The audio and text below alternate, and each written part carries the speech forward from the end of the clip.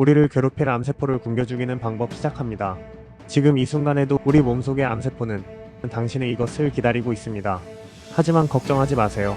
해결 방법을 제시해드리겠습니다. 저는 16년째 암 환자들과 함께 생활하고 있는 통합의학 전문의입니다. 수백 명의 암 환자를 치료하면서 발견한 놀라운 사실이 있습니다. 암 환자의 70%가 잘못된 식습관 때문에 암을 키우고 있다는 것입니다.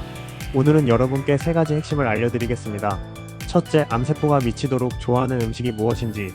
둘째, 암세포를 굶겨 죽이는 식사법은 무엇인지. 셋째, 비타민C를 제대로 활용하는 방법은 무엇인지 말입니다. 제가 처음 이 사실을 알게 된 건 5년 전이었습니다. 설명을 돕기 위해 65세 김 할머니 이야기를 들려드리겠습니다. 유방암 3기 진단을 받고 수술과 항암 치료를 받으셨는데요. 치료는 잘 끝났지만 6개월 만에 재발했습니다. 알고 보니 할머니는 매일 아침 흰쌀밥에 된장찌개, 점심엔 국수, 저녁엔 빵을 드시고 계셨습니다. 원장님, 저는 고기도 안 먹고 채식 위주로 먹는데 왜 암이 재발했을까요? 바로 여기에 함정이 있었습니다. 여러분, PET-CT라는 검사 아시나요? 암을 찾아내는 최첨단 검사입니다. 그런데 이 검사의 원리가 정말 충격적입니다. 포도당에 방사성 물질을 발라서 주사로 넣는 겁니다. 그러면 20초 만에 온몸으로 퍼집니다. 그러면 놀라운 일이 벌어집니다. 암세포가 이 포도당을 독차지해버리는 겁니다. 정상세포는 겨우 남은 찌꺼기만 먹게 됩니다. 그래서 PET-CT 사진을 찍으면 암이 있는 부위만 빨갛게 빛나는 겁니다. 왜 그럴까요? 암세포는 정상세포보다 20배나 많은 에너지를 필요로 하기 때문입니다. 그래서 포도당을 보면 미친 듯이 달려들어 다 빼앗아 먹는 겁니다.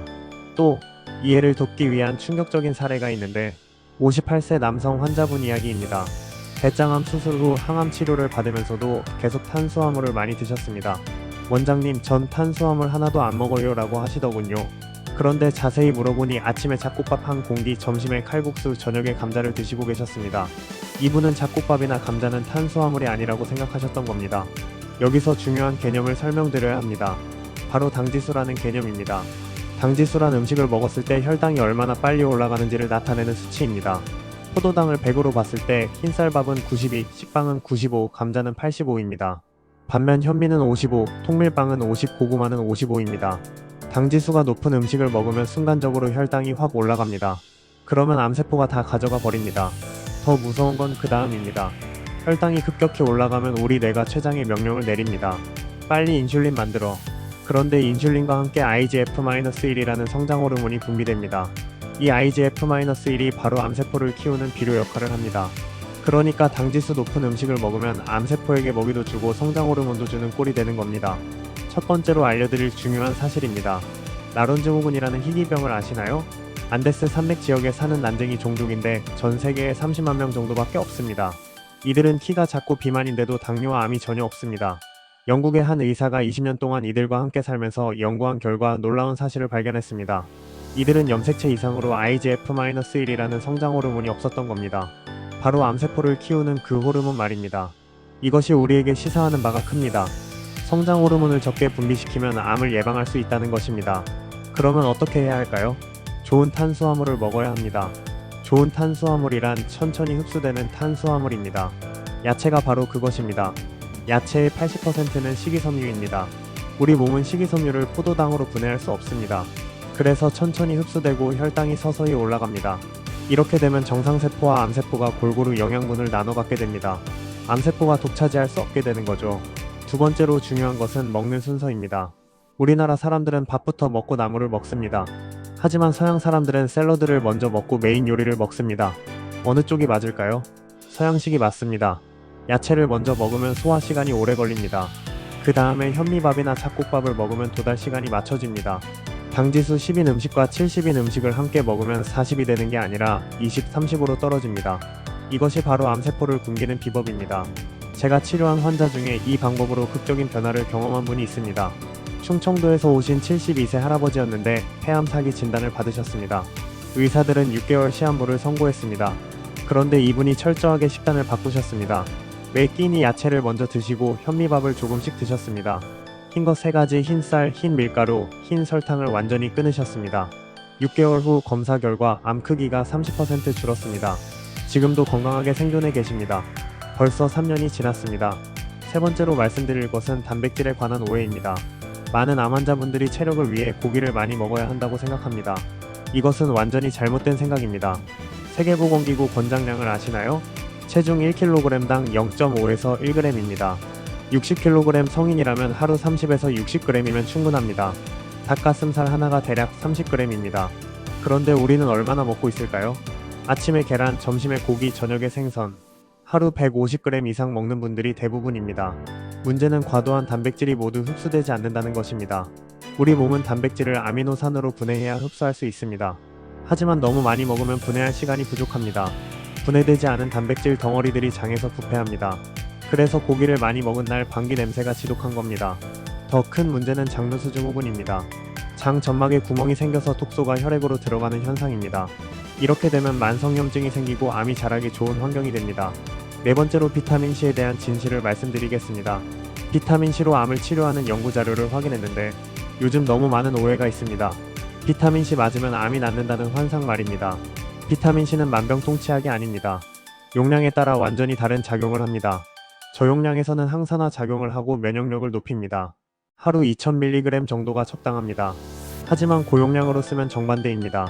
활성산소를 만들어서 암세포를 공격합니다. 이때는 반드시 정맥주사로 맞아야 합니다. 먹는 비타민C는 아무리 많이 먹어도 2400mg까지만 흡수됩니다. 나머지는 모두 소변으로 배출됩니다. 그래서 암치료 목적이라면 반드시 주사로 맞아야 하는 겁니다.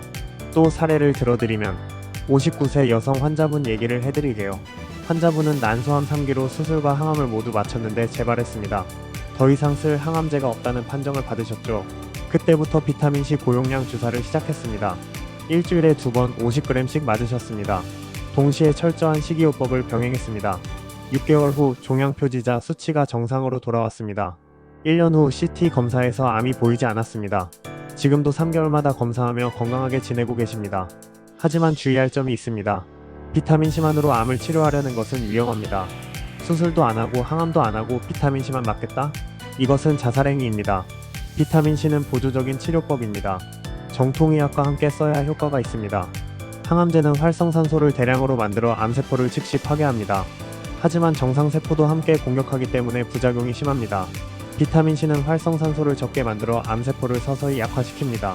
정상세포는 비타민C가 만든 활성산소를 물로 바꿔버려 영향을 받지 않습니다.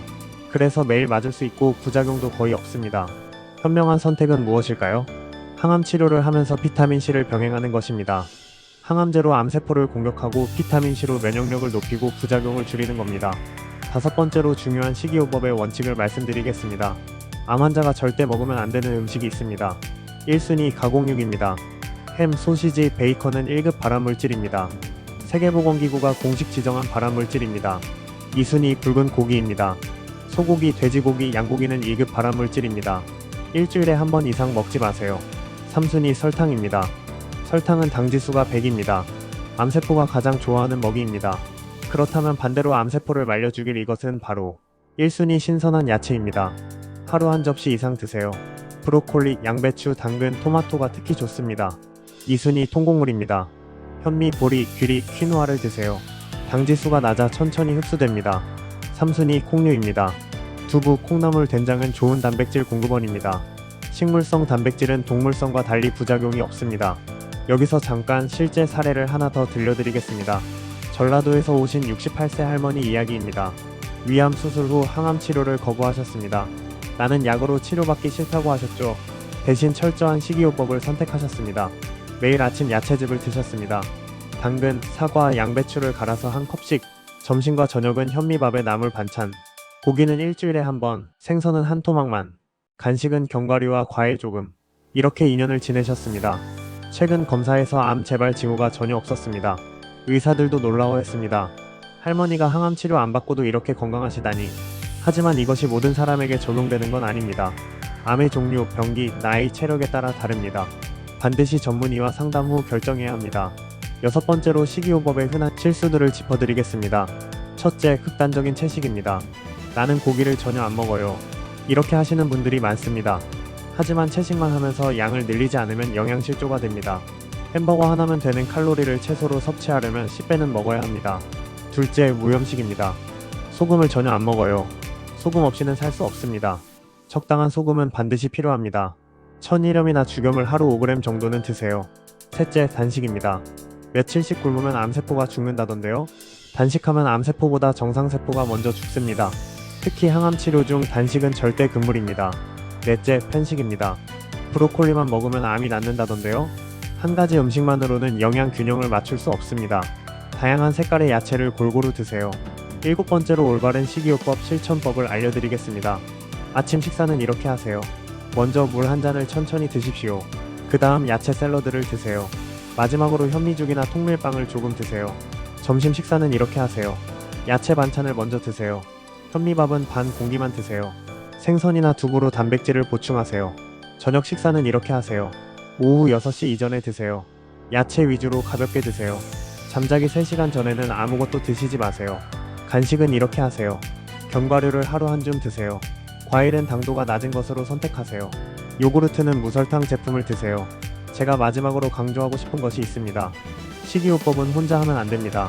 반드시 가족과 함께 하세요. 가족이 함께 하면 성공률이 3배 높아집니다. 그리고 무엇보다 중요한 것은 꾸준함입니다. 하루 이틀 한다고 효과가 나타나지 않습니다. 최소 3개월은 지속해야 변화가 나타납니다. 중요한 내용이니 마지막으로 제가 아는 한 환자분 이야기로 마무리하겠습니다. 간암 말기 6개월 시한부 선고를 받으신 분이었는데 진짜 위험했죠. 하지만 포기하지 않으셨습니다. 철저한 식이요법과 비타민C 치료를 병행했습니다. 매일 야채를 5접시 이상 드셨습니다. 탄수화물은 현미와 고구마로만 섭취했습니다. 단백질은 콩과 생선으로 보충했습니다. 비타민C는 주 2회 고용량 주사를 맞았습니다. 그리고 무엇보다 긍정적인 마음을 유지했습니다. 나는 반드시 낫는다는 믿음을 가졌습니다. 1년 후 기적이 일어났습니다. 간암이 90% 줄어들었습니다. 3년이 지난 지금 완치 판정을 받았습니다. 의사들도 의학적으로 설명이 안 된다고 합니다. 하지만 저는 압니다. 음식이 약이 되고 약이 음식이 되었기 때문입니다. 여러분도 할 수 있습니다. 암은 결코 사형 선고가 아닙니다. 올바른 식이요법으로 충분히 이길 수 있습니다. 오늘 제가 알려드린 방법들을 정리해드리겠습니다. 하나, 당지수 낮은 음식을 드세요. 현미, 통밀, 야채를 중심으로 드시고 흰쌀, 밀가루, 설탕은 피하세요. 둘, 먹는 순서를 바꾸세요. 야채를 먼저 먹고 탄수화물은 나중에 드세요. 셋, 단백질은 적당히 드세요. 체중 1kg당 1g이면 충분합니다. 넷, 비타민C를 적절히 활용하세요. 예방 목적이면 하루 2000mg, 치료 목적이면 주사로 고용량을 맞으세요. 다섯, 가공식품을 피하세요. 햄, 소시지, 베이컨은 절대 드시지 마세요. 여섯, 물을 충분히 드세요. 하루 2리터 이상 조금씩 자주 드세요. 일곱, 규칙적인 식사를 하세요. 하루 3끼를 정해진 시간에 드세요. 이런 식이요법과 함께 도움이 되는 제품들이 있습니다. 프로바이오틱스는 장 건강에 도움이 됩니다. 오메가3는 염증을 줄여줍니다. 커큐민은 항암 효과가 있습니다. 녹차 추출물 EGCG도 암세포 억제에 도움이 됩니다. 하지만 이런 제품들도 식이요법과 함께 해야 효과가 있습니다. 제품만 믿고 나쁜 음식을 계속 먹으면 소용없습니다. 여러분 기억하세요. 암과의 싸움에서 가장 중요한 무기는 바로 식탁 위에 있습니다. 매일 먹는 음식이 여러분의 운명을 결정합니다. 오늘부터 시작하세요. 작은 변화가 큰 기적을 만듭니다. 암세포를 굶겨 죽이고 정상세포를 건강하게 만드는 식사, 그것이 바로 진정한 항암치료입니다. 이 영상이 도움이 되셨다면 좋아요와 구독 부탁드립니다. 댓글로 여러분의 경험도 나눠주세요. 함께 이겨낼 수 있습니다. 여러분의 건강한 내일을 응원합니다. 감사합니다.